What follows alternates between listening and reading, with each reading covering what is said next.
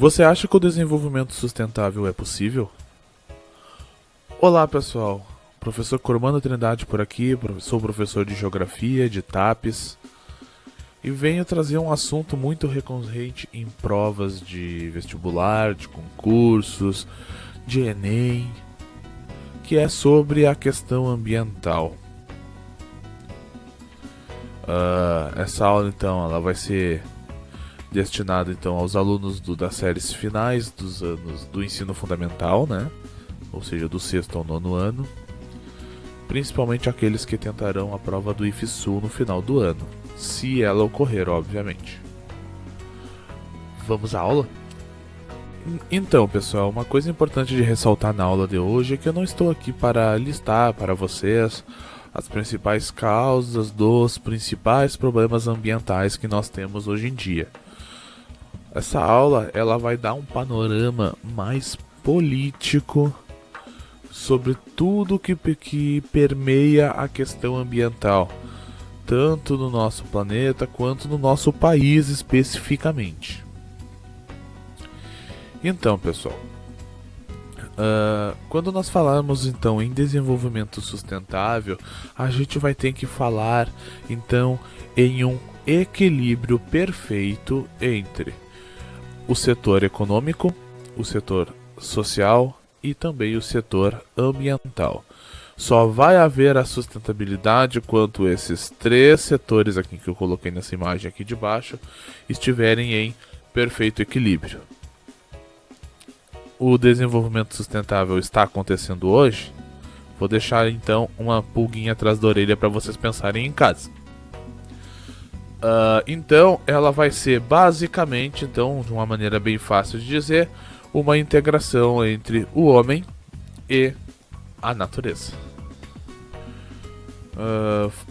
Quando nós falamos então em sustentabilidade, nós temos que levar em consideração assim 5 fatores, né, que são os mais importantes assim, mas não são os únicos, existem outros. Mas os que eu achei mais importantes eu listei aqui e eu vou falar um pouquinho deles a respeito deles agora, né? O primeiro deles, então, é o aquecimento global. O aquecimento global ele está acontecendo por causa, então, da emissão de gases causadores do efeito estufa na atmosfera, né? Principalmente o CO2, né? Que é o dióxido de carbono. Desde que as preocupações com o meio ambiente foram iniciadas, algumas reuniões encabeçadas pela ONU, né, a Organização das Nações Unidas, começaram a acontecer. E numa delas, que aconteceu no Japão, né, em Kyoto, né, que é o que a gente chama de Protocolo de Kyoto, nos trouxe que aqueles países que conseguissem limpar a sujeira que eles estavam emitindo na atmosfera, ou seja, limpar a atmosfera dos gases poluentes que eles estavam emitindo, poderiam poluir mais. Ou seja, poderiam, entre aspas, emitir mais, porque aqueles gases não ficariam na atmosfera, porque esses países, entre aspas, conseguiriam limpar todos esses gases, a nossa atmosfera, né, o nosso meio ambiente, de todos esses gases que eles mesmos tinham omitido. Mas, num geral, a gente precisava diminuir, então, a emissão desses gases na atmosfera. E para isso foi criado, então, depois, né, uma coisa que a gente chama de mercado de carbono. Ou seja, aqueles países que conseguissem limpar, ou seja, limpar o meio ambiente de todos esses gases poluentes que eles mesmos tinham emitido na atmosfera, receberiam uma espécie de créditos de carbono. São uma espécie de autorizações para emitir esses gases. Porque eu não vou me preocupar, por exemplo, com algum país, com uma fábrica, por exemplo, que emitiu alguns gases poluentes, porque ela mesma vai estar reaproveitando esses gases, ela vai estar recolhendo esses gases e limpando o meio ambiente dos gases que ela mesma emitiu. Só que nem todos os países aceitaram isso. Só que quando criaram os créditos de carbono, né, criaram também o mercado de carbono, onde permitiu que esses créditos fossem comercializados entre os países. Então, por exemplo, países que não tinham créditos de carbono ou tinham muito poucos créditos de carbono, ou seja, podiam emitir muito poucos gases na atmosfera, acabavam comprando créditos de carbono dos países que tinham mais créditos de carbono. E aí, como ele acaba de adquirir um crédito a mais, ele pode emitir uma quantia X a mais. E como é que esse crédito ele é comercializado? Através de investimento. Por exemplo, vamos supor que os Estados Unidos comprem um crédito de carbono do Brasil. Eles vão investir dinheiro dos Estados Unidos aqui no Brasil para a sustentabilidade do ambiente, da natureza brasileira, por exemplo.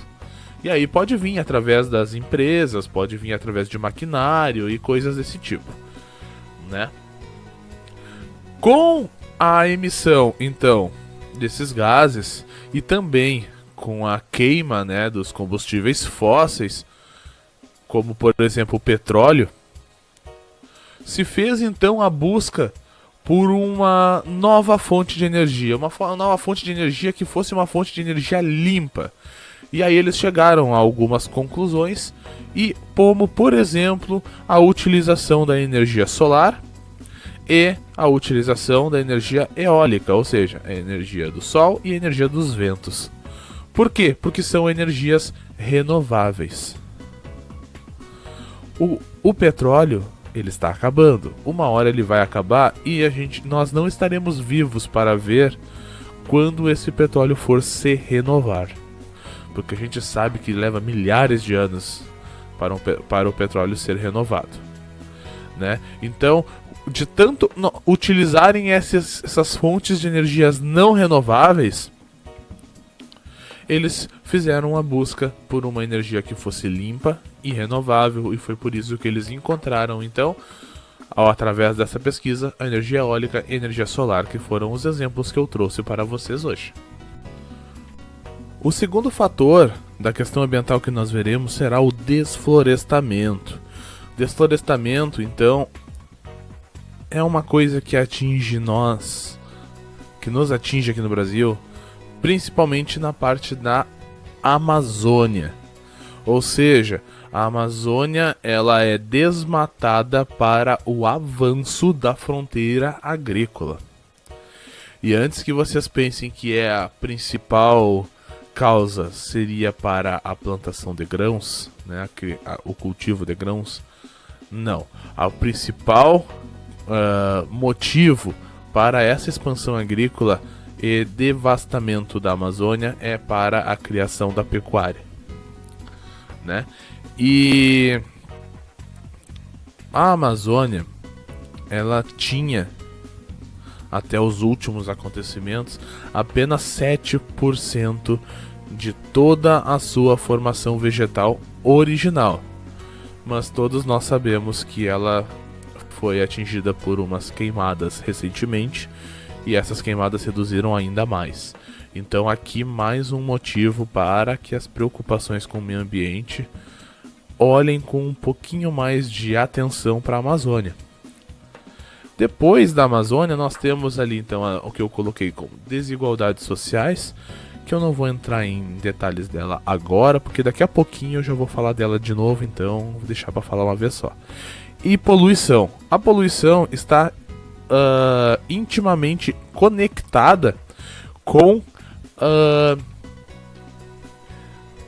o avanço ou a evolução da industrialização das cidades.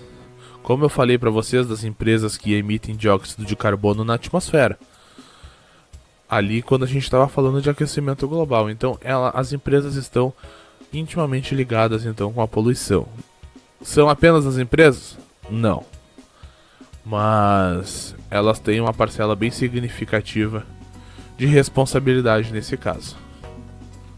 Além da poluição, nós também podemos comentar a respeito da contaminação dos solos e dos rios.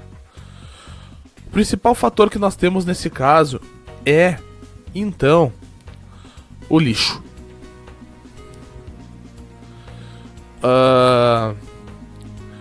Foi através desse tipo de poluição, que não deixa de ser uma poluição também no meio ambiente, que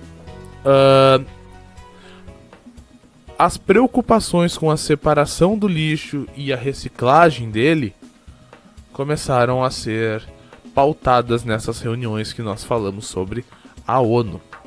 Então, a separação de lixo, reaproveitamento do lixo com a reciclagem, entendeu?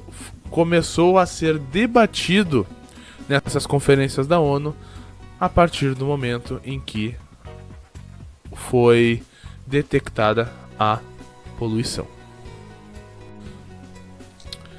E por último ali, mas não menos importante, e talvez um dos mais impactantes que nós temos é então a globalização. Ou, melhor falando, o capitalismo global. As empresas elas começam a se expandir e através daquela busca desenfreada por lucro, que elas pensam da seguinte maneira: vamos supor que eu estou eu tenho uma empresa nos Estados Unidos e eu não posso emitir os meus gases, queimar os meus combustíveis fósseis aqui nos Estados Unidos. O que eu faço? Eu vou lá e eu vou criar uma filial da minha empresa em um país onde esta emissão pode acontecer. Ou seja, em um país que tenha mais créditos de carbono disponíveis. Normalmente esses países ditos desenvolvidos acabam colocando algumas filiais dessas empresas que a gente chama de multinacionais, né, em países emergentes, países subdesenvolvidos.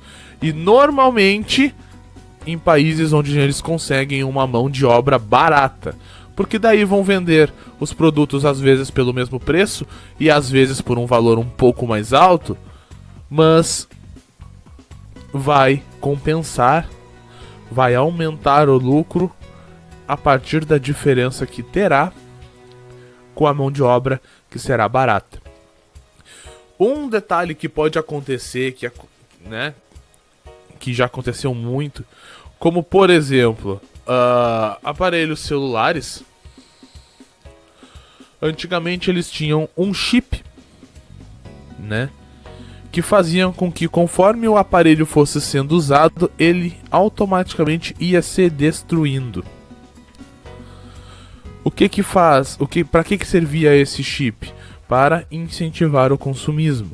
Porque daí vocês compravam um telefone, daqui a 6 meses, 1 ano, por causa desse chip, ele se destruía e aí o telefone estragava. Vocês iam lá e compravam outro. E assim sucessivamente. Alguns estragavam mais rápido, outros estragavam de maneira mais lenta. Mas isso tudo incentivando o consumismo. Muitas empresas de tecnologia tiveram problemas, né? Foram processadas e coisas desse tipo por utilizar esse tipo de estratégia. Mas isto eu estou utilizando basicamente para ilustrar como que a globalização funciona e como que a busca desenfreada pelo consumismo da população acontece. Então, mas para entendermos então, ou para estudarmos geografia e a questão ambiental como um todo, tem um documentário que seria obrigatório para qualquer pessoa que estude estas questões, né? Que é o História das Coisas. Eu vou deixar ele, que aqui eu coloquei o nomezinho dele aqui, eu vou deixar ele na descrição do vídeo aí para vocês darem uma olhada se vocês quiserem. Ele vai contar tudo que a televisão não conta pra gente, né? Desde que a matéria-prima ela é recolhida na natureza e todo o processo de produção dos produtos, descarte dos produtos, emissão de gás carbônico e assim por diante. Como que a produção dos nossos produtos afetam o meio ambiente. Se puderem, se tiverem um tempinho, deem uma olhada, que é super interessante entender como isso acontece. Eu vou tentar colocar ele em português ali para ficar mais fácil para vocês entenderem. Tá bom, pessoal? Espero que vocês tenham gostado. Espero que vocês tenham entendido essa aula. Espero que vocês consigam assistir ali o História das Coisas. É um documentário super interessante. E respondendo uma pergunta que eu deixei no começo da aula para vocês, muitos estudiosos da área da geografia, incluindo eu, têm o pensamento de que enquanto existir o capitalismo, não existirá a sustentabilidade. Porém, com todos os estudos que nós fizemos, não quer dizer que você tenha que pensar da mesma maneira que nós. Vocês têm que estudar, vocês têm que criar, então, a opinião de vocês a respeito de tudo que vocês estudarem. Então, a nossa aulinha de hoje sobre a questão ambiental foi essa. Eu espero que vocês tenham gostado. Eu espero ver vocês aqui mais seguido. Lembrando a todos, então, curtam esse vídeo, compartilhem ele com os amigos, clica ali no sininho da geografia ali embaixo. Se tiverem alguma dúvida, tem algum assunto que vocês queiram que eu faça uma aula, comenta aí embaixo nos comentários que eu farei questão de ler e responder com carinho. Pensarei com carinho se eu posso produzir uma aula a respeito daquele conteúdo. E eu tenho um grupo de estudos no WhatsApp também. Aqueles que quiserem adentrar esse grupo e receber as notificações também, esclarecer suas dúvidas comigo, o link vai estar aí embaixo na descrição do vídeo. Basta clicar e vocês já estarão lá. Tá bom, pessoal? Então assim, eu sou o professor Cormano Trindade. Essa foi mais uma Dica do Cormano e até a próxima.